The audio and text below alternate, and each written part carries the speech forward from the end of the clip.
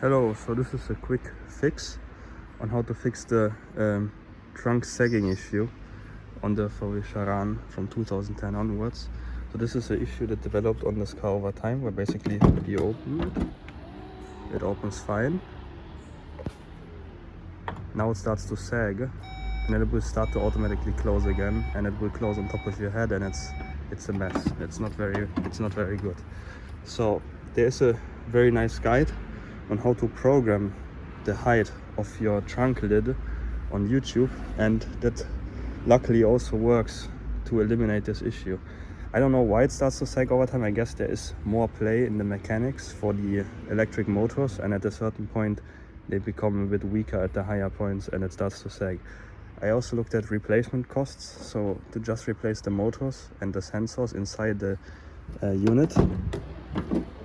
So if you take this apart and you replace the motors inside, you will pay about 30 euros per motor, I think, but I don't know how to take them apart and there is not really a guide on it. To replace the entire unit is very pricey. It's like 150 euros per piece, so that's very expensive. But there's a good fix now, which is you let it come up. Wait, where's the button here? You let it come up to a height where it doesn't sag yet. So here's good. Let's see if we can go a bit higher. Okay, here it already starts to sag, so that's bad. So we come up to this height where it's stable. It's still good. And now we long press this button. And the indicators will blink and it will make a sound.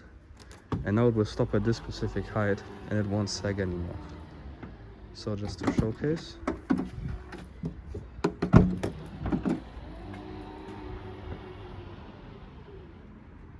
Tuck, zero sagging. It won't come down on your head while shopping and stuff like that.